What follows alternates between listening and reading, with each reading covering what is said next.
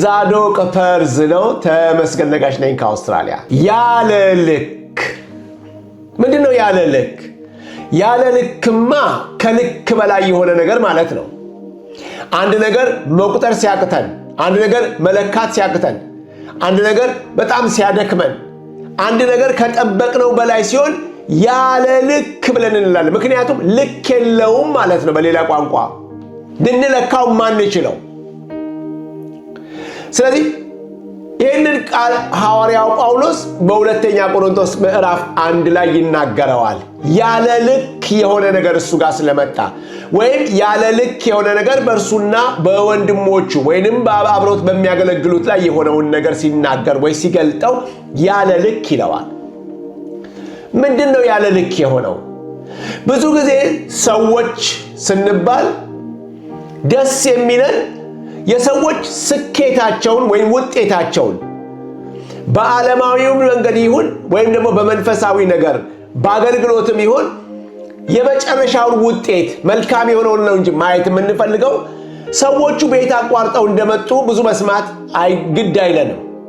ወይም ዮሴፍ ያለፈባቸውን መከራዎች ሳይሆን ዮሴፍ የደረሰባቸውን ቦታዎች ነው የምንጓጓው። ግን ዮሴፍ እንዴት ነው የመጣው? ኤልያስ እንዴት ነው የመጣው? ሙሴ እንዴት ነው የመጣው? በየመንገዶቻቸው ላይ ያጋጠማቸው ያለ ልክ የሆነ ነገር ገጥሟቸው በዛ ችግር ውስጥ አልፈው የቆሙ ሰዎች ናቸው መጽሐፍ ቅዱሳችን ላይ የሞላው። ነገር ግን እኛ እነሱን ሳንመለከታቸው መልካሙን ብቻ ስንነጋገር በሕይወታችን ላይ የሚመጣው ያለ ልክ የሆነ ፈተና፣ ያለ ልክ የሆነ ቻሌንጅ በሕይወታችን ተስፋ እንድንቆርጥ ያደርገናል። ነገር ግን እኛ የመጀመሪያ ሰዎች አይደለንም። አባቶቻችን በዚህ አይነት መንገድ አልፈዋል። አልፈው ደግሞ ቆመው እግዚአብሔርን አመስግነዋል። ስለዚህ ዛሬም ሐዋርያው ጳውሎስ የሚነግረን ይሄንን ነው። ያለ ልክ ይላል። ምንድን ነው ያለ ልክ ሐዋርያው ጳውሎስ ጋር የመጣው? እሱን ነው የሚነግረን። ሁለተኛ ቆሮንቶስ ምዕራፍ 1 ቁጥር 8 ላይ እንደዚህ ነው የሚለው፣ ወንድሞች ሆይ። በተለይ በዚህ ዘመን ይህንን ቃል አምጥተን ብናወራው ብዙ ጆሮ አናገኝም። ምን አይነት ጆሮ ነው የማናገኘው? የሚያዳምጥ ደስ የሚል አሜን አሜን የሚያስብል አይደለም። የሚነግራቸው በሕይወታቸው ውስጥ መሰረታዊ የሆነ ነገር ነገ በሚገጥማቸው ነገር ላይ ተራምደው የሚሄዱበትን ነገር ነው የሚነግራቸው። ምንድን ነው እሱ? ወንድሞች ሆይ በእስያ ስለደረሰብን መልካም ነገር ስላደረጉልን፣ በእስያ ስለደረሰብን ሽልማት፣ በእስያ ስለደረሰብን ታላቅ እልልታና ጭብጨባ አይደለም፣ በእስያ ስለደረሰብን መከራ ወይንም ደግሞ በአዲሱ መደበኛ ጽኑ መከራ ታውቁ ዘንድ እናንተ እንወዳለን።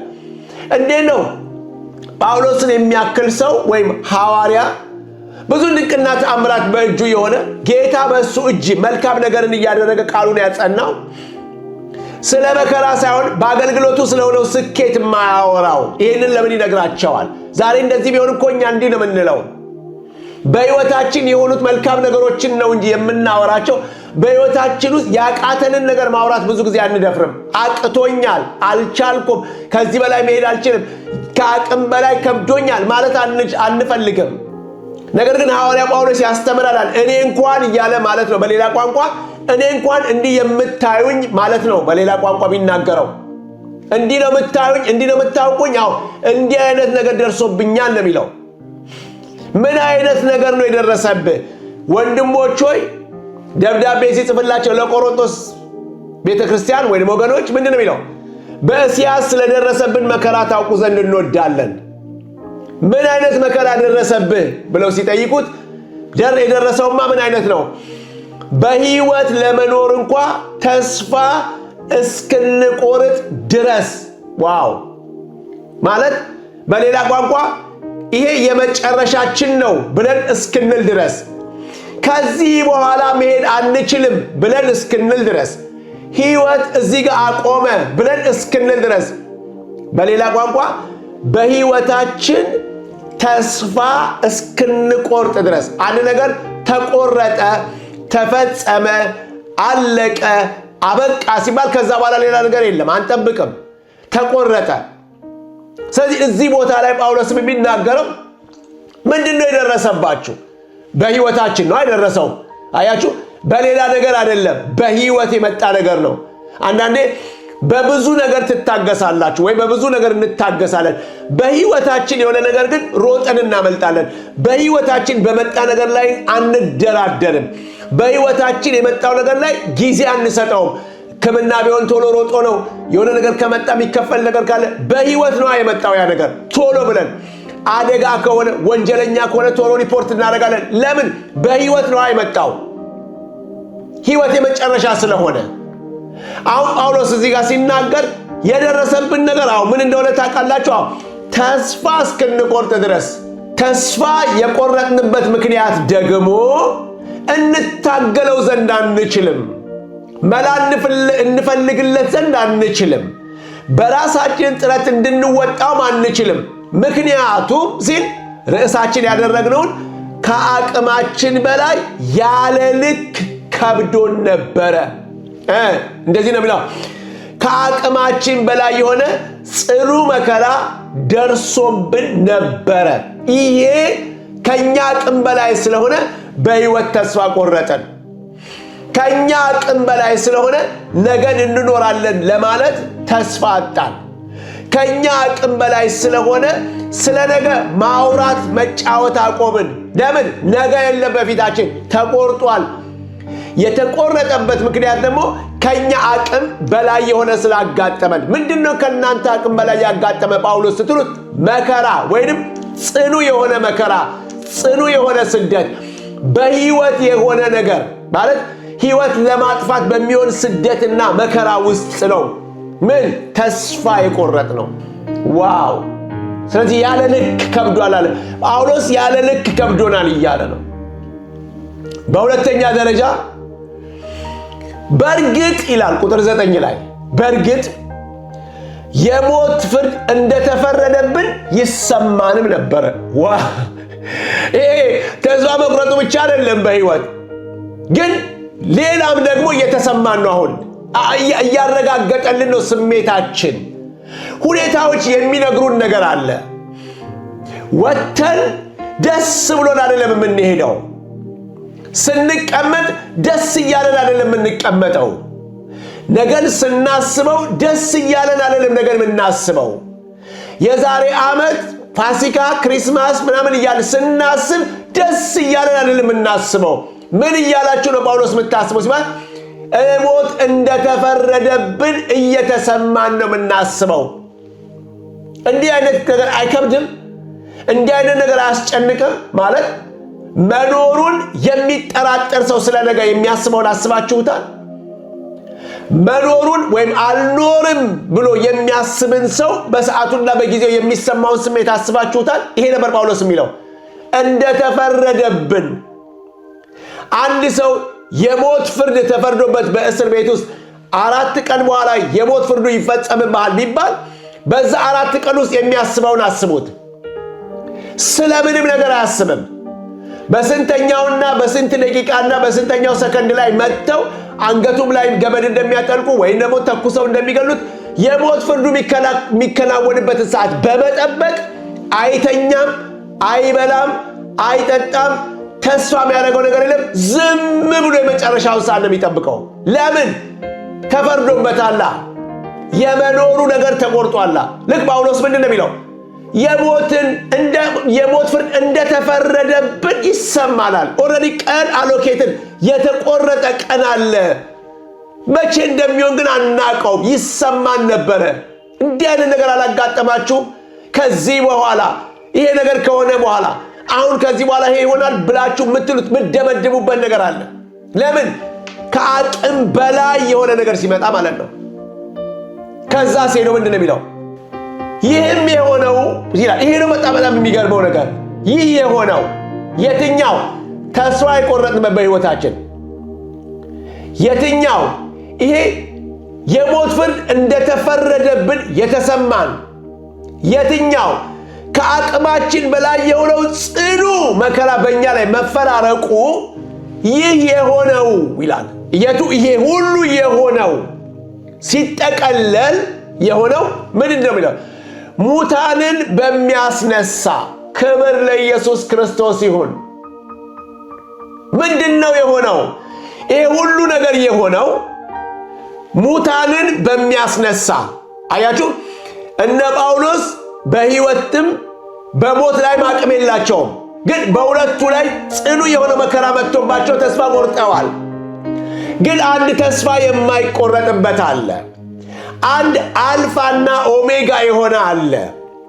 መጀመሪያና መጨረሻ የሆነ አለ። አንደኛም መጨረሻም ይሆናል። ሁለተኛ የሌለው አንድ አለ። ክብር ለኢየሱስ ክርስቶስ ይሁን። ስለዚህ ምንድን ነው የሚለው? ይህም የሆነው ሙታንን በሚያስነሳ በእግዚአብሔር እንድንታመን እንጂ በራሳችን እንዳንታመን ነው። ክብር ለኢየሱስ ክርስቶስ ይሁን። ዋው!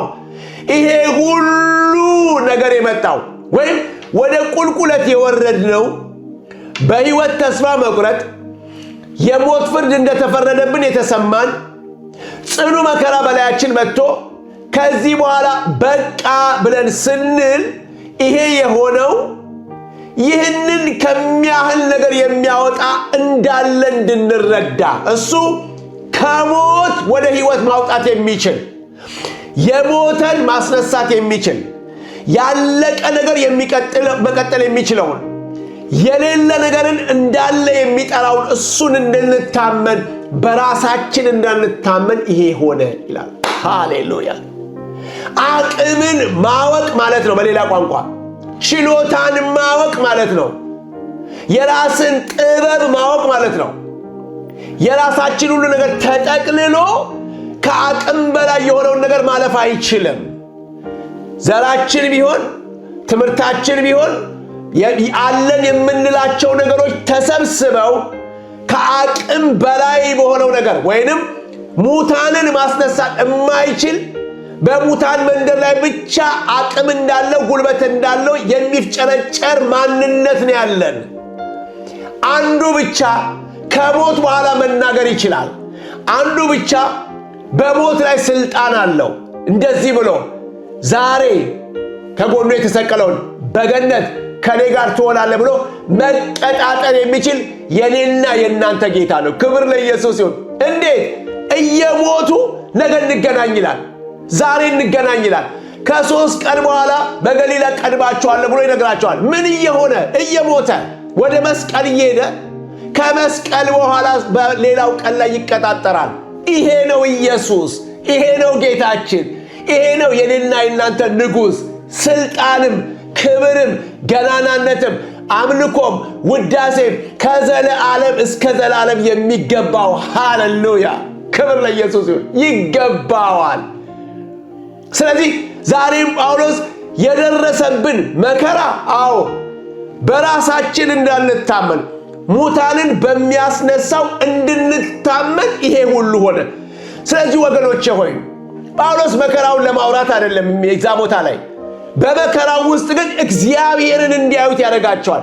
በመከራ ውስጥ ጌታን እንዲያዩት ያደርጋቸዋል። እሱ ከሁሉ በላይ ነው። እሱ ከተስፋ መቁረጣችን በላይ ነው። እሱ የሞት ፍርድ ያህል ከተፈረደብንና ከሚሰማን ነገር በላይ ነው። በእሱ እንድንታመን በራሳችን እንዳንታመን ይሄ ሆነ ይላል። እንዴት ድንቅ ያለ ነገር ነው! ከዛ ሄድና ምን ይላል? ቁጥር 10 ላይ እርሱ እንዲህ ካለው የሞት አደጋ አድኖናል። አሜን፣ ሃሌሉያ። ከየትኛው?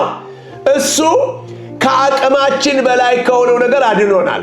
ቁጥር 10 እሱ ይህንን ከሚያህል ከሞት አደጋ አድኖናል። ይሄ ያለፈ ነው። ስለዚህ በእስያ የደረሰው መከራ ለወንድሞች እነ ጳውሎስን እንዲህ ከሚያህል አዳናቸው ብለው ዛሬ በሚገቡበትና በሚወጡበት ነገር ላይ አዳኙን ጌታ እንዲታመኑት የመታመን ማህተም ነው የሚጠልባቸው። ሃሌሉያ! ይሄ ነው አምላካችሁ፣ ይሄ ነው አምላካችን።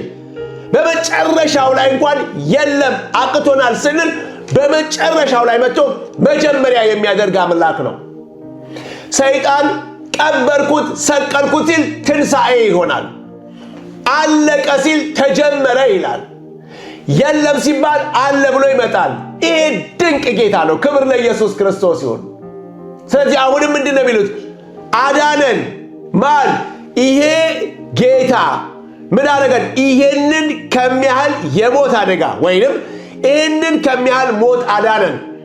የተሰማን ስሜት የሞት የፈረደብን ነበር፣ ግን አዳነን። ከዛ በኋላ የሚገርመው ደግሞ ምንድን ነው የሚለው? ያድነንማል። ዋው! ይሄ አሁን ማዳኑን አየኑ። መከራው መጥቶ እግዚአብሔር በመከራ ያድናል ብቻ አይደለም፣ ያድነንማል። አያችሁ፣ አቤኔዘር ትላንትና የረዳን እግዚአብሔር ዛሬ ይረዳናል። በዛ በምስጳ ድንጋዩን ሲያስቀምጠው የእርዳታ ድንጋይ ብሎ አቤኔዘር ብሎ ሲያስቀምጠው ሳሙኤል፣ ለኛ ደግሞ አቤኔዘራችን ኢየሱስ ሕያው የሆነ ነው። እሱ የተፈተነውን የጸናውን የማዕዘን ድንጋይ የሚያምን አያፍርም እንዳለ ኢሳይያስ፣ ለኛ ሕያው የሆነው አለታችን ክርስቶስ፣ ክብር ለኢየሱስ ይሁን፣ ሕያው ነው። ትላንትና የረዳን ዛሬ ከኛ ጋር ያለ፣ ነገ ደግሞ ተስፋ የምናደርገው ሕያው ነው። ሃሌሉያ! ከዛ በኋላ ምንድን ነው የሚለው? ወደፊት ደግሞ እንዲያድን ተስፋን በእሱ ላይ ጥለናል። ያድነናል ብቻ ሳይሆን ተስፋችንን ራሱ በእሱ ላይ ጥለናል። ጳውሎስ በገላትያ ምዕራፍ 2 ላይ የሚለው ቁጥር 20 ላይ ምንድን ነው የሚለው? እኔ ሕያው ሆኜ አልኖርም አለ። ከዚህ በኋላ ሕያው ሆኜ አልኖርም፣ ክርስቶስ ግን በእኔ ሕያው ሆኖ ይኖራል። አሁን የምኖረው ኑሮ በወደደኝ ስለ እኔ ራሱን አሳልፎ በሰጠ በእግዚአብሔር ልጅ ላይ ባለኝ እምነት የምኖረው ኑሮ ነው። አሁን እንኳን የምኖረው ይሄ ራሱን አሳልፎ በሰጠኝ በወደደኝ በእግዚአብሔር ልጅ ላይ ባለኝ እምነት እኖራለሁ። እሱን ተማምኜ እኖራለሁ። ሃሌሉያ! ጌታ ይባረክ። ስለዚህ የምናየውን አይደለም፣ ፈተናውን አይደለም፣ መከራውን አይደለም፣ በየገባንበትና በየወጣንበት እሱን ተማምነን እንኖራለን። ያለ ልክ የሆነ ነገር ይመጣል፣ ካለ ልክ በላይ የሆነውን ጌታ እናያለን። ሁሉ ነገር ደርሶ ልክ አለው። ለእኛ ነው ልክ የሌለው የሚሆነው፣ ከአቅማችን በላይ ስለሚሆን ያለ ልክ እንላለን። ለእሱ ግን ከአቅሙ በላይ የሆነ ነገር ስለሌለ ያለ ልክ በላይ የሆነውን ደግሞ እኛ እንመለከተዋል። ክብር ለኢየሱስ ይሁን። ጌታ ስሙ ለዘላለም የተባረከ። ስለዚህ ወደፊት ደግሞ በሱ ተስፋ እናደርጋለን። እናንተም በጸሎታችሁ ደግፉን፣ ጸልዩልን። በብዙዎች ጸሎት ስለተሰጠን ስጦታ ወይም ስለተሰጠን ጸጋ ስጦታ ብዙዎች ስለ እኛ ምስጋና ያቀርባሉ። የእናንተ ጸሎት በእኛ ላይ የሰራው ብዙ ስጦታዎች በእኛ ላይ ስላለ በዚህ ምክንያት ደግሞ እግዚአብሔርን ስለኛ ወገኖች አመሰግናለሁ። የምስጋና ምክንያቶች ሆነናል። ከገባንበት ነገር እግዚአብሔር አውጥቶናል።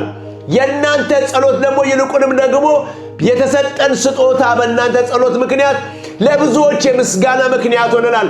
በእኛ ምክንያት እግዚአብሔር ይመሰገናል። በእኛ ምክንያት ልዑሉ ከፍ ከፍ ይላል። በእናንተና በእኔ ምክንያት እግዚአብሔር በክርስቶስ ኢየሱስ ምስጋና ይቀበል። ሃሌሉያ!